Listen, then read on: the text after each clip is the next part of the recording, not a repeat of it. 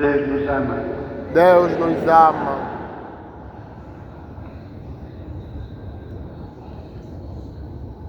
Eu tive a tentação, o Senhor Joaquim pode testemunhar, legítima é a tentação, de escolher leituras adaptadas às circunstâncias de celebração desta missa, não é? Sim. E, às vezes, nós queríamos que Deus dissesse aquilo que nós pensávamos, é um pouco uma tentação muito sutil, não é? Querer quase que Deus se exprima os nossos sentimentos, nossas reações. Enquanto a palavra de Deus sempre tem alguma coisa a nos dizer. Eu acho que esta palavra de hoje calha bem. E refletindo sobre esta palavra, eu queria partilhar algumas reflexões.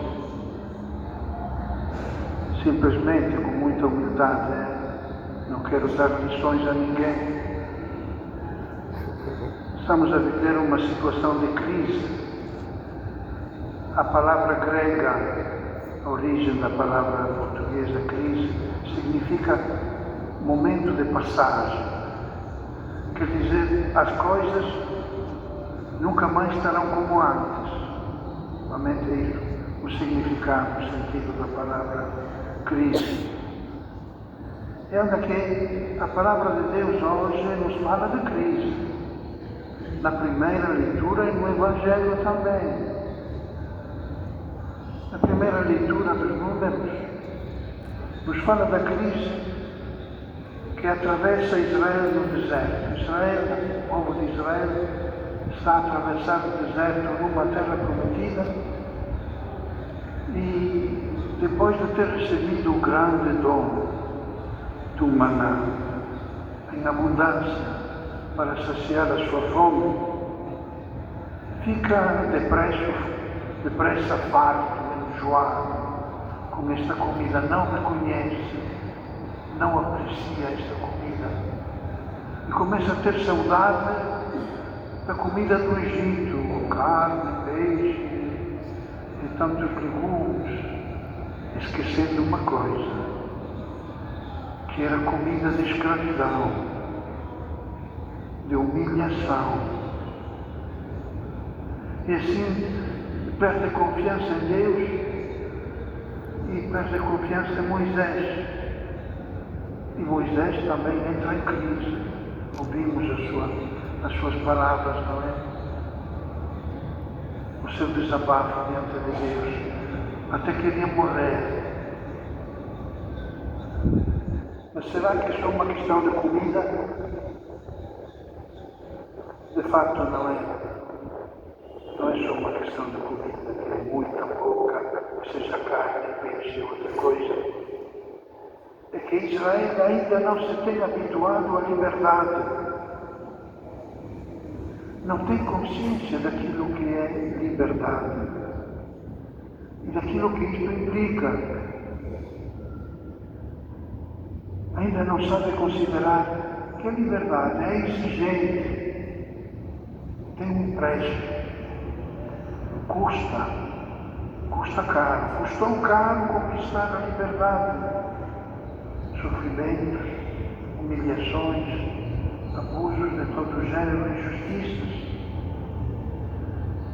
Mas continua a custar sacrifícios, renúncias, privações, e que é preciso paciência e constância.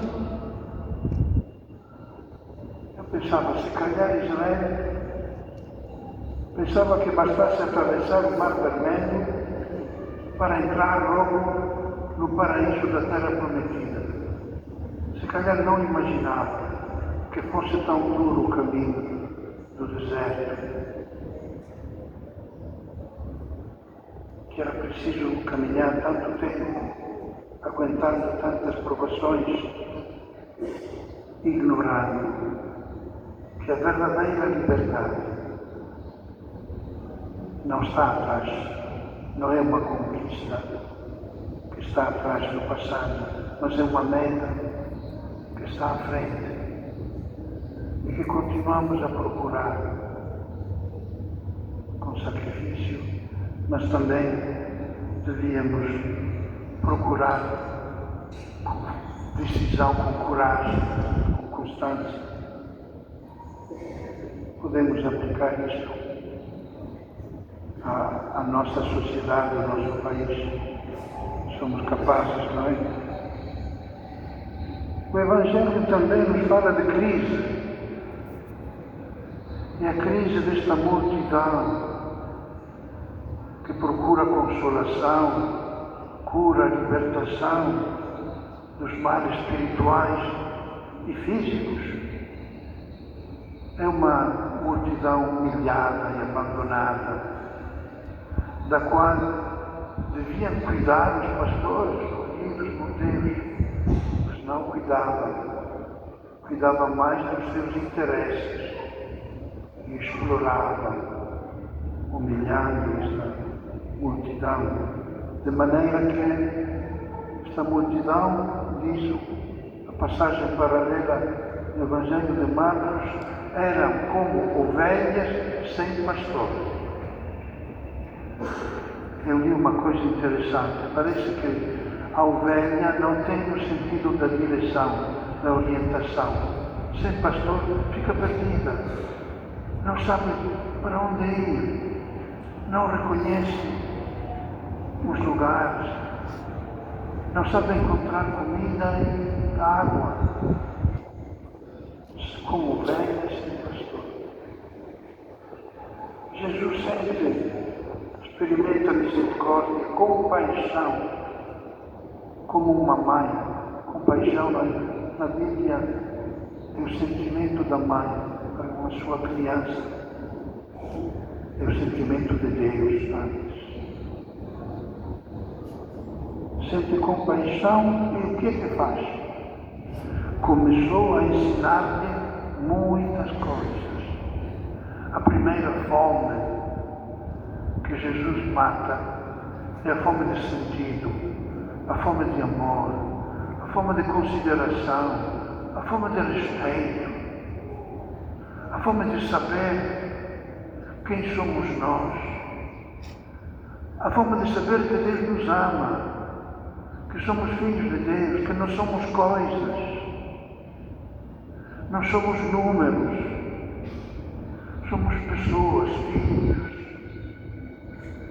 Jesus dedica todo o seu tempo a isto, a anunciar esta boa nova, esta extraordinária novidade. Dedica o seu tempo, a sua atenção, o seu carinho. Sempre nos toca, não é? A atenção, o cuidado de Jesus para com todos. Jesus não faz diferença de ninguém. Rico, pobre, homem, mulher, pequeno, grande, velho, criança. Para Ele cada um merece toda a sua atenção. Dedica todo o seu tempo, todo o seu ser, para anunciar que Deus é um Deus que nos ama à loucura. Mas Jesus não se preocupa só da fome espiritual. Percebe que esta multidão tem também fome material, física. Tem um estômago, tem uma necessidade de alimentar o corpo. Então o que é que faz? Multiplica os pães e os peixes. Mas nós podíamos dizer, ele podia, porque era filho de Deus. Nós não podemos. Mas não é este que interessa, que importa, não é este o ensinamento. Eu queria pontualizar alguns ensinamentos que, a meu ver, são importantes. O primeiro, Jesus nos ensina a ter compaixão das pessoas. Compaixão vem de uma palavra latina composta, compatire. É sofrer juntos. Quase entrar na pele do outro. Às vezes eu pergunto-me se quem governa é capaz de entrar na pele do outro, sobretudo dos pobres, não é? Ter compaixão, partilhar o típico sentimento de Deus, que é a compaixão. Ensina-nos também a tomar a sério as necessidades dos irmãos, de qualquer gênero. Não somos nós que podemos estabelecer quais são as necessidades e as prioridades. Devemos escutar. E quem orienta, guia, governa, devia ter essa capacidade de escutar, de prestar atenção. E depois Jesus nos ensina a colaborar com Deus, procurando soluções verdadeiras para as necessidades, não soluções segundo o nosso gosto, a nossa ambição, os nossos interesses e a nossa preguiça, como de certa maneira fazem os discípulos, os apóstolos. Manda embora. É solução muito fácil. Manda embora. Que cada um desarrasque. Não. Dai-lhes vós mesmos de comer. O quê? Aquilo que Deus te dá. E não é questão do muito ou pouco. Porque pensando bem, no nosso mundo, o que é que está a faltar? A comida? Não.